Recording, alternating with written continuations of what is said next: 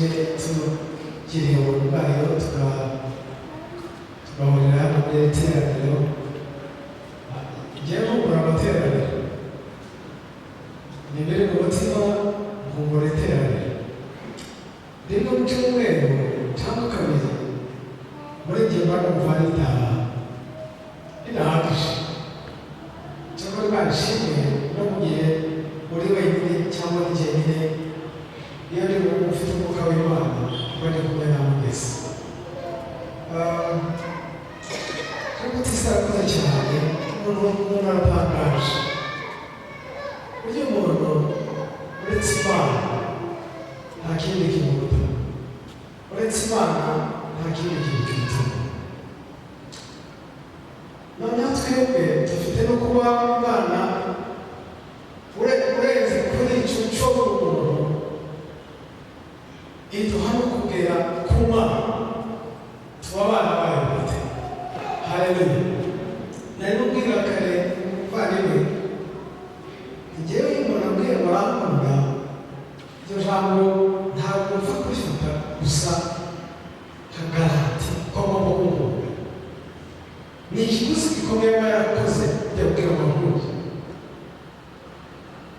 Reka turebeye mu buryo bwa majorite uyu munsi bw'abishi abantu bose bakwanga nanjye banyanga bose kuko tugeze mu isi yangana, tugeze mu bihe byo kwangana, tugeze mu bihe byinshi ibyo Pawulo yavuze, ibyo abaririmbyi baririmba. Kugukunda nibyo bidasanzwe kuruta kwanga, no kunyanga nibyo bisanzwe kuruta kumva. Niyo mpamvu umuntu wagukunda uzapfukame wenda ntukamuramye ariko uzawushima. Haleluya. Namubwira ngo kuri muntu nkunda cyane naje nkunda cyane, reba nawe ni umusaza aracyanekereza nk'umwana mutoya. Uwo muntu se si ngombwa kumukunda, ntabwo si ngombwa kumukunda nk'umwana muto.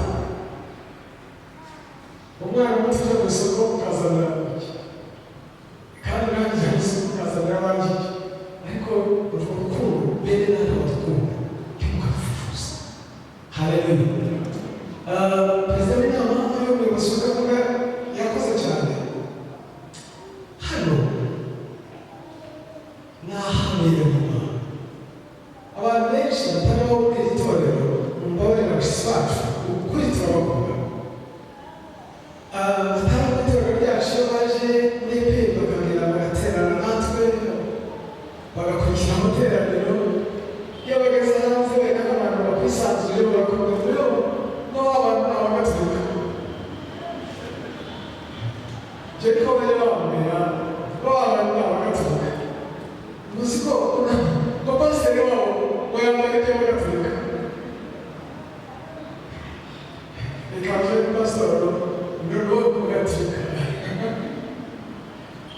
Rega abantu bano muzi kuko basoma wariya myizerere yo kugaturika, imyizerere y'abakristo kuvuga ngo Yesu Imana ni Imana ishobora byose, Yesu yarapfuye arazuka, ndizera itorero ngo bibaye iby'agaturika. None si we yizeye iki? ngo ni iby'abagaturika n'abantu n'abagaturika gusa. Ariko ntiwagire umugisha yawe nk'abo nk'abagaturika bavuga, kuko abagaturika n'abana b'Imana natwe turi abana b'Imana, n'ayo matorero ni abana b'Imana y'umutima gusa. Haleluya. Mu minsi ishize twakomeje tuganira ijambo Imana yaduhaye twese, kuko ntabwo ari ibyanjye gusa n'ibyawe nawe, byo gukorera Imana twese. Zaburi y'ijana jyewe umeruka kwigisha ibanze cyane ku murongo wa 2 utubwira ngo dukorere Imana twese. Burya umunezero dukunda Imana, umunezero tubwira mu Imana niyo mutebe idusunika gukorera Imana. Iyo utanezerewe Imana, iyo utanezezwa n'Imana ntabwo wayikorera. Kandi ntukibwire yuko abantu banezezwa Imana ariko tubivuga, harimo n'abantu bagira umunyenga reka byite gutyo mu mutima akaba haleluya. ariko umunezero afitiye Imana ukamusunika gukora imirimo itangaje, haleluya. ntimwatangazwe umuntu utagira icyo akorera Imana. icyo yabuze si imirimo, icyo yabuze ni umunezero. iyo unezerewe Imana wumva gusa ibyo ukora byabonye kuba iby'Imana. waba ucecetse, waba uvuga, waba usimbuka, waba uryamye, waba wicaye utavuga, umunezero uri wowe ukagusunika. uwo muntu ntaruhanya, uwo muntu ntiyingiye, uwo muntu ntashobora, nta kintu na kimwe gukorera Imana ushize ku mutima atabasha gukora. torero rya Kristo muri paruwasi ya Gicuki, ikindi cyo ndimo ndabasaba uyu mwaka nirinda cyane, twirinda cyane kugira ngo mu byo ukora byose nezererwe Imana, haleluya. umuvugabutumwa wacu ubushize nawe yakomereje muri iri jambo atubwira imbaraga ziri mu gusubiza Imana, imbaraga ziri mu kuramya Imana, imbaraga ziri mu mashini, ko harimo imbaraga zisenya ibihome, imbaraga zitsinda intambara. ndasa n'ugiye kujya muri uwo murongo, ariko noneho mu bundi buryo. badusomeye ijambo cyane cyane n'ubwibane muri kiriya gitabo cy'Abami, kuko uyu munsi nifuje ko tuganira ku cyangwa se mbahamagarira kureka kuzibukira icyaha cyo kuramya Imana twiramya mu buryo bwa pirate. ndaje kwisobanura. kureka kuramya Imana cyangwa kureka icyaha cyo kugaragara Imana uko tutari.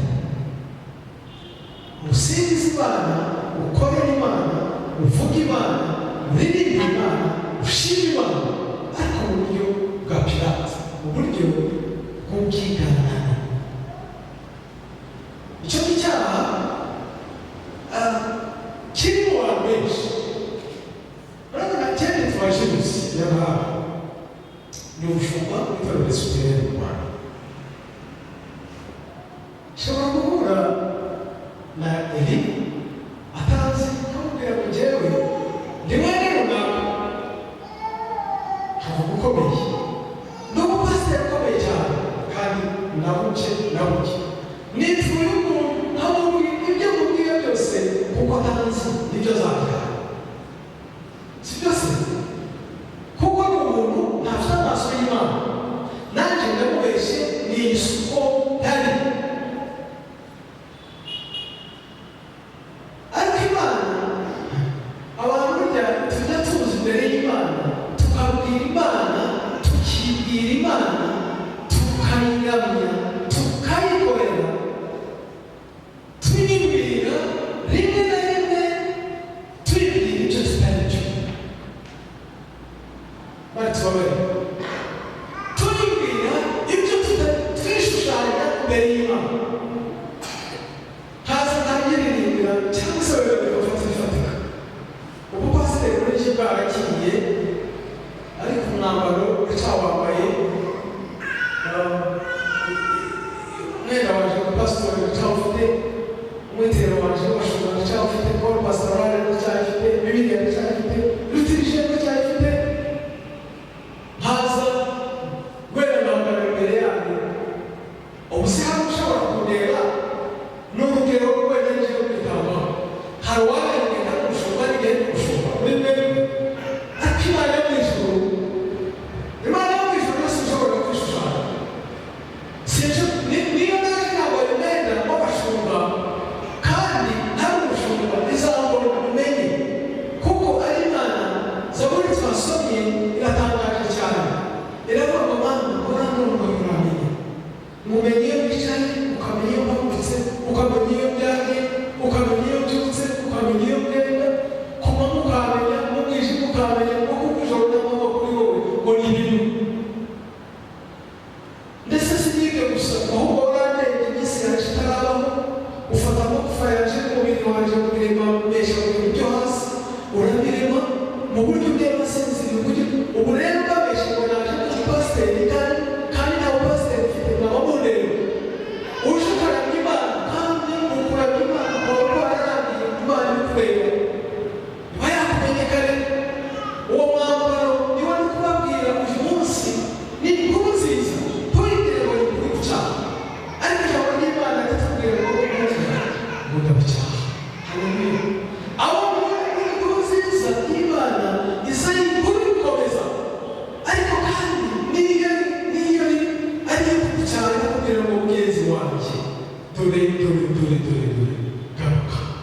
Inkuru nziza mfite inkuru nziza Imana yampa inkuru nziza yo kukubwira ngo ngwino ugaruke ku Mana uyibwire ukuri uyireme ukuri wipambara umwambaro Imana idashaka imbere y'Imana.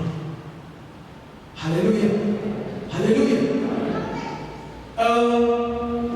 Iki cyaha cya pirate mu kuramya Imana reka tukirebe mu ngoma muri kiriya gitabo cy'abantu basomye neza cyane umushyitsi yadusomye neza. Muri icyo gihe wenda sinshobora kuja mu mateka cyane ariko ndagerageza kuvuga amateka magufi. Badusomeye cyane igihe cy'umwami witwa Rehobowamu. Umwami witwa Rehobowamu ni umuhungu wa Salomo. Salomo tuzi cyane, Salomo abonekewe n'Imana, Salomo wahawe ubwenge bw'Imana, Salomo wahawe ubutunzi bw'Imana, Salomo wahawe ibyo abandi bami bose bataha. Uyu Rehobowamu ni umuhungu wiwe, ni umuhungu we w'ingoma Salomo amaze gupfa. Ariko ikibazo cy'uyu mwana cyangwa se cy'uyu mwami usomye amateka ye usanga Imana Bibiliya ivuga ikamuvuga ikavuga nyina ikavuga se ikavuga izina rya nyina kabiri ishaka kuvuga uburyo uyu mwami ahakomoka ibyo yakoze ku ngoma y'uyu Rehobowamu habaye ibyaha muri Isirayeli bitigeze kubaho. Uyu munsi ujya kumva bavuga amakuru y'ubutinganyi ku ngoma ya Rehobowamu yisomye biriya bice bari kubwira yanditse icyo cyaha cyinjira muri Isirayeli. Ibyaha byose by'amahanga mu gihe cya Rehobowamu byinjiye muri Isirayeli ariko reka byinjiye uwamuciriye urugi irembo ry'ibyo byaha Salomo. Hari igihe umuntu aba victime, hari igihe abana bagira ingaruka zikomeye z'ababyeyi. Umubyeyi agakingura icyaha kikinjira mu muryango. Umuntu ukomeye agakingura icyaha abantu biwe bakagira ibibazo. Salomo yakinguriye icyaha gikomeye. Salomo Imana yari yaramuhaye ibintu byose byiza, ubwenge, ubutunzi, ibintu abandi bantu bose batigeze babona. Yubaka ingoro y'Imana. Reba nawe nk'iyi ngoro ntuyigereranye n'iyi. Ni ingoro yari ihebuje n'amarido, ibyo twakwita amarido. Ibintu byose byari bitatseho izahabu gusa mu ngoro ya Salomo. Imana yamuhaye ubutunzi yewe ibyo yakoreshaga byose, ibikoresho byo mu rusengero byari izahabu, ibyo mu ngoro yiwe byari izahabu, ibyo yakoreshaga ni ibyahabu. Ntabwo yigeze akoresha za plastique nk'izi ngizi twebwe dufite cyangwa ibingibi byacu. Ibintu byose byari izahabu kandi ibyo byose niko byari bifite ibyo bisobanura mu buryo bw'umwuka. Niba mwanya wenda ndabibabwira. Salomo Imana iramubwira ati mwana wanjye uzirinde ikintu kimwe, uzirinde abagore b'abanyamahanga. Salomo abigenderamo ariko agera hateshwa ku Mana, akingura icyaha, atangira kuzana abagore benshi b'abanyamahanga bashaka kuvuga y'Abanyegiputa. Arabazana mu gihe yari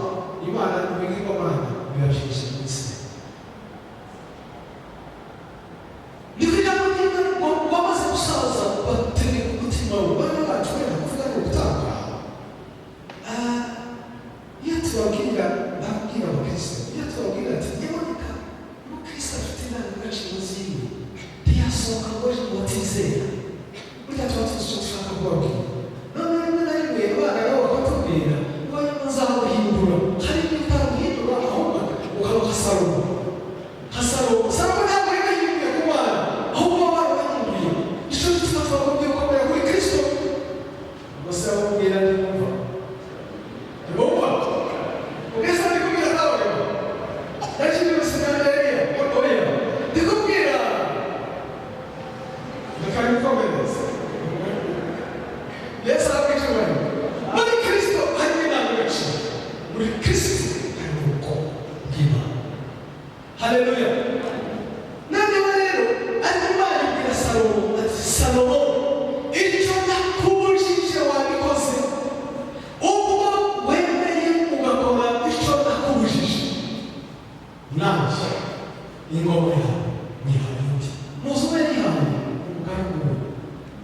Mbega ijambo ribabaje. Umugaragu ukaba ufite umugaragu, hanyuma aho wakaza umwana wawe n'undi icyaha uko kimera, aho wakaza umwana wawe none akavuga ati icyaha wakoze bagiye mu muriro, ingoma yawe nihaye undi. Muri iyi minsi mu bitabo woye nihaye umugaragu wawe ngo yari afite umugaragu w'umunyamaboko, amuha ingoma ye. Imana iribuka ati, kubera Dawidi wanjye nzamusigira inzu, umwana wawe nzamusigira inzu imwe gusa, kugira ngo muri wowe hazakomeza haboneke gutabaza. Haleluya. Kugira ngo hazaboneke gutabaza. Dokeye reka mbabwire uko mubona isi ntabwo ngiye guhanura bibi, ariko ndababwira ukuri kw'amateka. Isi izaba nziza cyane mu mafaranga no mu iterambere. Isi na Afurika ishobora kuzaba umusungura na Amerika, ariko isi ntituteze yuko izagira ububyutse nko mu itorero ryawe, ahubwo ijambo ry'Imana riratubwira neza riduhanura ngo mu minsi y'imperuka hazabaho ibihe bibi, hazabaho igihe cyo kwinanira, hazabaho inzangano. Mu minsi y'imperuka itorero rizakomeza kugira kugwiza, kuko mu minsi y'imperuka bizaza ari igihe byinshi. None rero icyo ushaka kubwira ababyeyi kandi nabwiye abana, babyeyi mujye mukora neza. Ntabwo tuzi ikizaba mu gihe cy'abana bacu, ariko icyo ibihe biharura, turebeye mu mahanga, turebeye mu Burayi, turebeye muri Amerika, turebeye muri Aziya, turebeye mu bihugu byateye imbere, ni uko abana bagenda bavuga Kristo. Umupasiteri umwe wacu yatwigishije n'umugore, yatubwiye ati, njyewe abana baje baze gusenga, ati ndababwira ngo baze gusenga, bakambwira ngo mama ngo natubwira ngo tujye gusenga tuvuze iki? Ati ko mwaje gusaba, ati n'ibyo se gusengera ndabwira Imana mu biki? Reba nawe igihe abana bacu basaba bafite byose, ubukene batakimenya, indwara bazifuza, bose bafite ubutunzi, mwibwira ko icyo gihe kizaba ari igihe cyiza mu mwuka. Wenda Imana izatubwire neza. Icyo nshaka kubabwira ni iki? Birashoboka ko ubuhereberere bushobora kuza, ariko babyeyi muzabe nk'ababitsi. Umuntu Imana nireba umwana wacumuye, yibukiye muri mubyeyi. Haleluya. Mubwira ngo gukiranuka kwacu kugarukira kuri twe, ugukiranuka kwacu kuragenda kukinjira mu myanya, no gucumura ingaruka zagaruka ku mwana, no gukiranuka Imana izakomeza ibone rwamamuri, ibone ryatabaza ryawe, ibonere mu mwana wawe. Mubyeyi ufite inyungu zo gukiranukira Imana, kugira ngo Imana nikureba n'ireba imirimo mibi y'umwana wawe, ariko yibuke iti, n'umwana ndasitabaza kubera umugaragu wanje runaka, wowe kubera umuja wanje. Ariko ikibazo ababyeyi turi ese tuzi ko turi umuyoboro w'amatabaza cyangwa umwijima w'abana bacu? Mureke turahitamo ko abana bacu bazakurikira umwijima, cyangwa tukitamo yuko Imana izabareba ikavuga ngo nibutse imirimo ya runaka, nibutse uburyo yakundana, kubera so, kubera mama wawe, kubera sokuru wawe, kubera uriya ndakurinze. Kandi Imana ari mu bintu. Babyeyi dufite iyo devoir yo gukiranuka n'ubwo kuba ugeze ku sitambo ya muzabukuru, ariko menya ko ibyo ukora bifite umurage mwiza ku bana bawe, bifite umurage abana. Ibyo ni byo Dawidi yakoze. Noneho rero ikakomeza ngo Dawidi Salomo Imana imusigira urwo rumuri, imusigira icyo gitabaza umwana w'Rehobowamu. Turi gusoma tugiye kugera ku nkuru itangaje cyane nifuza ko mukurikira. Imusigira inzu imwe ya Isirayeli. Wa mugaragu atwara imiryango 10, hanyuma umuhungu wa Salomo kubera itabaza rya se asigara mu nzu imwe gusa. Nyuma haza kwiyongera inzu ya Benyamini ayobora imiryango 2. Rehobowamu hari amazina yose. Wa mugaragu yitwaga Yerobowamu. Umuhungu wa Salomo akitwa Rehobowamu. Ni amazina ya Salomo azanyamutira. Noneho akomeza muri bya bibi. Umutinganyi urinjira, ibyaha birinjira, bibi birinjira. Hanyuma Imana ireka umwami witwa Shishaki araza mu buryo buri pasinde rwose bw'Abisirayeli. Ntabwo gusoma ko bararwana. Araza yinjira kuko kwitoragurira. Araza yinjira muri Isirayeli. Byari byose Salomo yari yarabitse. Za zahabu zose zari ku rusengero. Bya bikoresho by'izahabu. Bya bikombe by'izahabu byabaga mu nzu. Ngo arabijyana gute? Arabijyana wa mwami w'amahanga. Ya nzu y'Imana yari yambaye ubwiza bw'Imana isigara yambaye ubusa. Kandi buriya ziriya zahabu, buriya butunzi Salomo yari yarazanye bwashushanyaga iki? Bwashushanyaga imigisha y'Imana ya Isirayeli muri Isirayeli mu nzu y'Imana. Muzi icyo Shishaki ajyanye? Ntajyanye izahabu, ahubwo ajyanye imigisha n'umunani w'abana b'Imana. Mu buryo bwo mu mwuka n'icyo ngicyo rwose zari imbaraga kuvuga ngo amahanga yose n'ibyiza byose n'iby'Uwiteka. Noneho rero Shishaki araje ajyanye ibya byiza byose abujije n'amahanga kuzanga mu Isirayeli. Ni ibintu bikomeye pe. Ni ibintu bikomeye sinzi ko buri buryo. Shishaki arabijyana abahanuye ibyo hagaragara uburyo bufatika ko ari ibintu bigiye, ariko umugisha wa Isirayeli wagiye, umugisha wa Salomo wagiye, umugisha wa Rehobowamu wagiye, wa Rehobowamu wagiye, basigara nta mugisha w'Imana. Icyo nashatse kubabwira ni iki? Muzi icyo Rehobowamu yakoze? Harimo mu buryo Salomo yari yakoze, harimo ingabo. Abakera basigaye wowe na namwe murasubira babashwanya. Abasirikare cyangwa se abantu be mu gihe bagomba kuba baje mu rugamba bitwazaga ingabo z'izahabu. Ibigomba bisa n'ibihumbazo by'abasirikare ba Salomo bagombaga kuva ku rugamba bishyitse, bagombaga kujyana zahabu. N'uko zingana zari nyinshi cyane. Icyo Rehobowamu wakoze kiratangaje.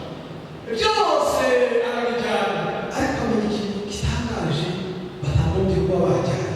Iyo bajyana izahabu zindi ntibajyane ingabo. Rehobowamu wenda yari kuvuga ati nzabaho nta kibazo, ariko bajyana n'ingabo. Bivuga iki? Bivuga ko babambuye amaboko. Babambuye amaboko, nta maboko bafite. Ni ukuvuga ngo bezombe umwanzi wese uzinjira azinjira nyine. N'urugamba bazajyamo bazarutsinda. Rehobowamu arabimenye. Rehobowamu abimenye akora ikintu gishegeshe. Ntegurira ijambo ryari rifite agahinda gakomeye, ariko mbwira ngo nk'uko nabigiye ndapfuraga ndaseka ndaruhuka ndaseka, ariko nseka mbabaje. Murabyumva cyashyigikiye cyambabaje. Rehobowamu aragenda yigira inama. Rehobowamu yigira inama acura ingabo. Aho kuzishyiraho izahabu se yari zikura hejuru, azishyiraho imiringa. Azana wazirebe inyuma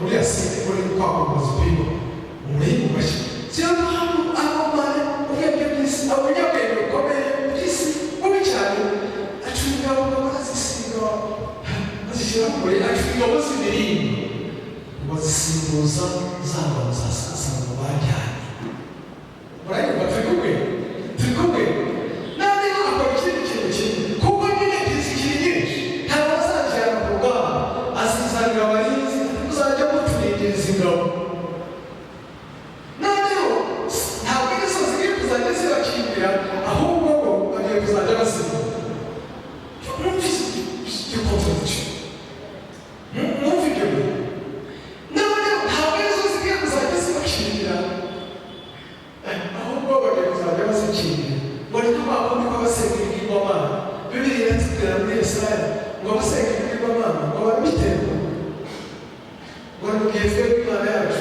duterwa muri ubu buryo dutandukanye ngo bikabarusha bakagiriza ku mutungo bakarwa awe Imana yacu irambirije we Imana yacu irambirije bagahita ariko twebwe Imana yacu niyo duterwa ngo tukazagenda tumera nk'imvi z'umusaza ukitariye haleluya tukamera nk'imvi z'umusaza z'inzitzi ariko mu bihe byaba bigomana bibaheka bakaba nta mwana nagereranya hano izina ry'Imana kuko muri abana b'Imana bakabikora bakabiterura mama na papa n'abandi bose bakamuha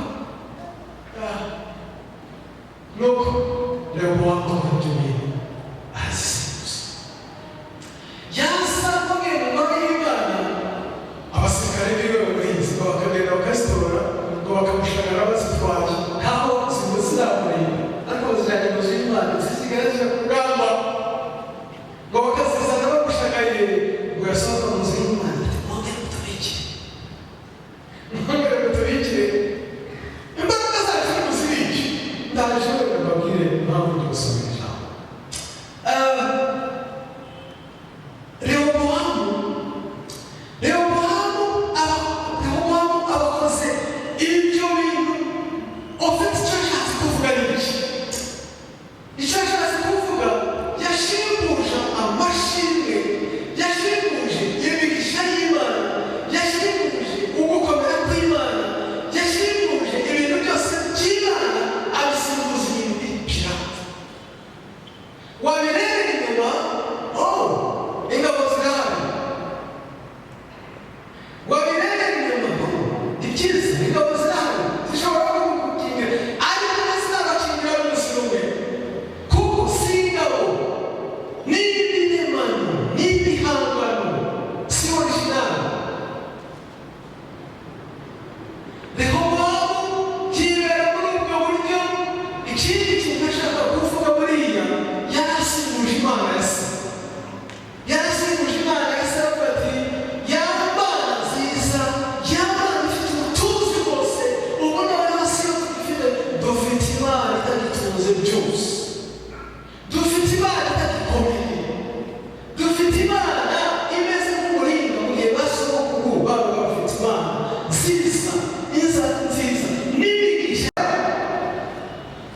Yesu ashimwe cyane iyambure imirimo ya pirate iyambure amashimwe ya pirate iyambure ibyo ukorera Imana bya pirate Imana ikwambikisha ikwambika ibyakugenewe icyo si ibyakugenewe reba ireba ku bantu reba haleluya hari ibintu byinshi bitubuza muri iyi minsi hari ibintu byinshi bitubuza bitwara intambara abantu Bibiliya iratubwira ngo Salomo Imana yamuhagurukije abanzi benshi natwe Satani ariko reka bikababwira iki bavandimwe nagakunda yuko wenda twakira ibigeragezo biva kuri Satani aho kwakira ibihano biva ku Mana kubera ikibazo ibigaragaza biva kuri Satani wabibwira ku Mana ikagutabara haleluya ariko se niwakira ibihano biva ku Mana uzabona kuri nde nimureke ibigaragazo biva kuri Satani bizakomeza byinshi nimureke n'ibyo biza kuko byo biri mureke ishaka tutaragwa uwo mwanzi ari tubiri uwo nguwo tuzakomeza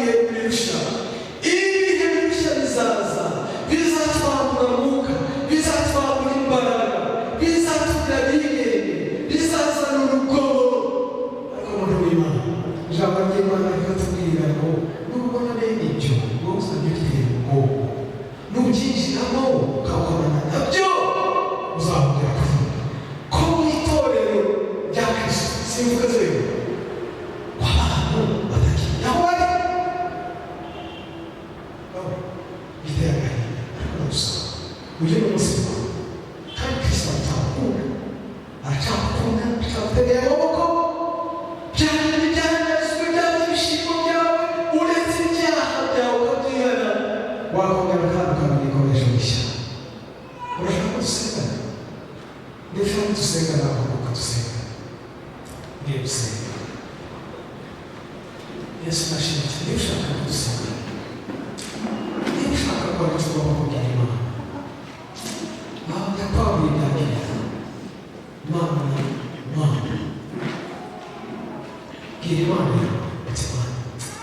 Satani yambaye bya bindi narisigaye nkoresha ibirinda ariko ndagusabye ngababwira izamu cyekura mwari muzi ko kurabya kwacu kutubera ingabo mwari muzi ko kurabya kwacu kutubera ubutunzi mwari muzi ko kurabya kwacu kutubera irembo ariko nizigere y'Imana yuko haleluya umutima wanje wemereye ikimaje garuka Kristo Yesu ashimwe Imana data mu izina rya Yesu uracyafite imbabazi nyinshi Satani aratugenderera akatwambura ibyobo ibyaha bikaba byinshi ariko ndagusabye Mwami kugira ngo itererane riri hano ubabarire buri muntu wese ibyo Satani yamwambuye kubera uburangare agakomeza agakora bifite Mwami Yesu umubabarire kuri imbabazi zawe nyinshi Mwuka wawe n'ubwake akuramye by'ukuri kandi aho abantu kwiga no kumenya no gukomera mu mashimwe yayo